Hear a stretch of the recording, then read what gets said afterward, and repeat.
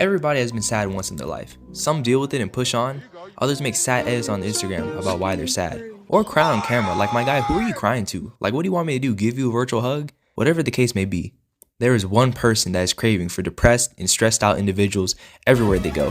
And these heathens are called therapists. These professionals only care about your mental health and only want to help you out of your dark place. However, this cannot be done without one thing that the therapist desires, and this is the moolah. They say money makes the world go round, but depression fills up the therapist's bank account. These fiends are praying every day that you will come back every session broken so that they can patch you up. I think from 2018 to 2019, therapists were at their peak. In this time span, depression was cool. Their favorite rappers were XXXTentacion and Juice WRLD. They would be bumping to Lucid Dreams and Sad on their way to work. If you were to ask who the greatest rapper of all time, these two would most likely be their top picks. But these hooligans were not on XXXTentacion and Juice WRLD's meat because they were good, but because of who else was listening to these songs. The answer: depressed teens and young adults. And just like that, the therapist saw this as an opportune moment to strike. No one could stop their wrath upon the people. So what would happen to these individuals that will succumb to the therapist? Well, they would enter these dungeons called mental health clinics. It sounds like an Indian tech support scam. And they would sit down with these therapists, and talk to them about the deepest and darkest thoughts that roam in their frontal lobe. Some things discussed would be so bad that not even the strongest goth fan could muster up. But the therapist don't care about that. He's not trying to improve your mental health. He's trying to improve that cash flow that comes in on a monthly basis. These blood-sucking mosquitoes don't care about your mental instability. They only care about that financial stability. I'm putting on the tinfoil hat here and saying that therapists all collectively have this flow chart that allows them to thrive off your dissatisfaction of existing. It goes like this. Hear me out. You're sad.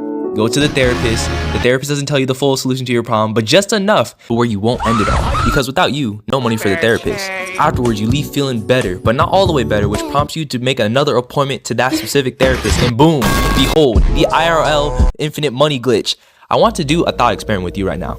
Imagine this: a world where all mental problems are solved, a world without sadness and uncertainty in one's life, and that isn't even prevalent and rarely occurs. Who is left jobless by this newfound reality? The answer: the therapist. How can a therapist when no one around him is sad?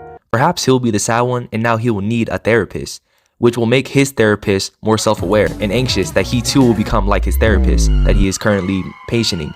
Then that therapist that helped the other therapist will now suffer from an existential crisis. What follows is a never-ending cesspool-like orgy of therapists needing other therapists in order to cope with the reality that no one needs a therapist anymore in this utopian society scenario that I have conjured up in my head.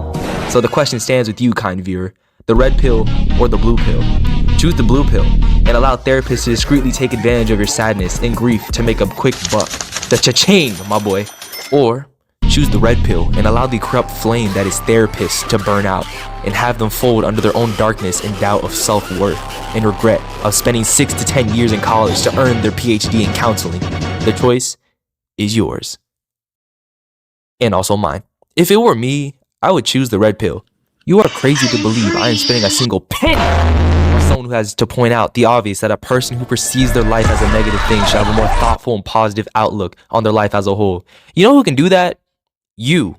Now, if anyone is suffering from like a deep depression or like thoughts of unaliving themselves, I recommend you seek professional help, not this YouTube channel. That is not helping you at the moment. But I don't think anyone wants to see you on a t-shirt, so, something to think about, I guess.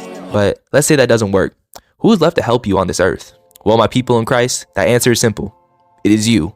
You can be your own therapist at the cost of free $99, baby. Woo! But on a real note, which this video has been the complete opposite of for the whole duration at the moment, no human alive at the moment knows like you or what you're going through. Sure, everyone goes through similar situations like financial instability, being mentally unwell, or anything like that.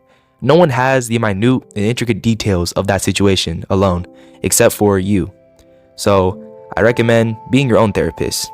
You ultimately know what's best for you, even if you deny that. Everyone's wants and needs are just completely different, though similar, very different in variance. So yeah, deep down, you know what you should be working on right now. You know what you need to do in order to better yourself day in and day out, to be the best possible version of yourself that you can be proud of. So I say, chase that person. Continue to better yourself every day, man, and eventually you'll be like me. So, something to think about for a milestone. So yeah.